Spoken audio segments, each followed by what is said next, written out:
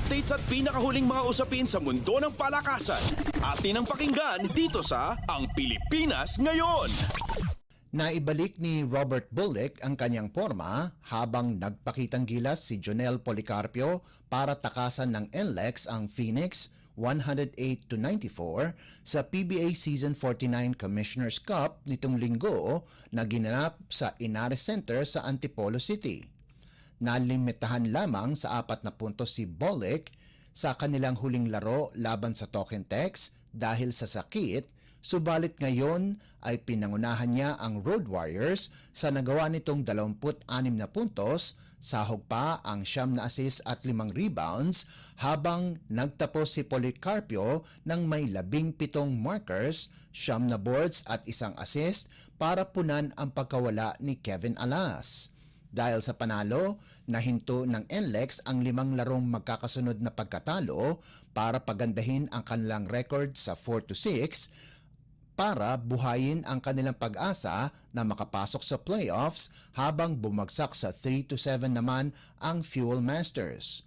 Nagtapos naman ng may impresibong double-double si import Mike Watkins na may 22 puntos at 18 rebounds habang nagambag si Robert Herndon ng may 15 puntos na lahat ay galing sa 3-point range.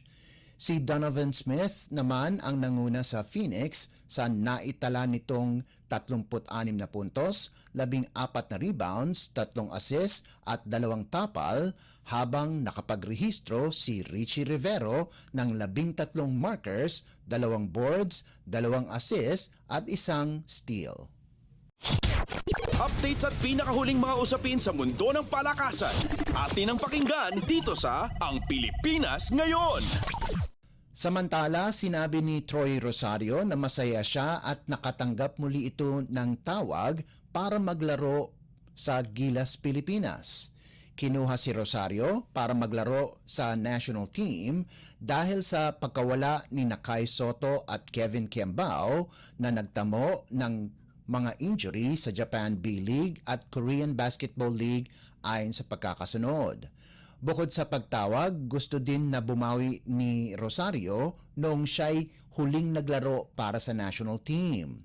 Noong 2022 Southeast Asian Games ay pumangalawa lamang ang Pilipinas sa basketball, 3 beses lamang ito na nangyari sa kasaysayan ng SEA Games. Una nang nagulat ang Barangay Ginebra big man sa pagtawag sa kanya ni Gilas head coach Tim Cone at sinabing siguro kailangan siya sa depensa o kung anuman para idagdag sa koponan. Umaasa si Rosario na kaya niya pang makipagsabayan sa mga mas nakababatang miyembro ng Gilas at excited na din itong makalaro sina Carl Tamayo at AJ Edu. Updates at pinakahuling mga usapin sa mundo ng palakasan. Atin ang pakinggan dito sa Ang Pilipinas Ngayon. Aalis na ng Stags si Paeng Are pagkaraang magdesisyon ang guard na ipagpaliban ang kanyang huling taon sa San Sebastian College Recoletos sa NCAA. Kinumpirma ito ni San Sebastian head coach Arvin Bonleon at sinabing ipinaalam sa kanya ang desisyon noong Enero 15 na balak ni Are na maglaro bilang profesional.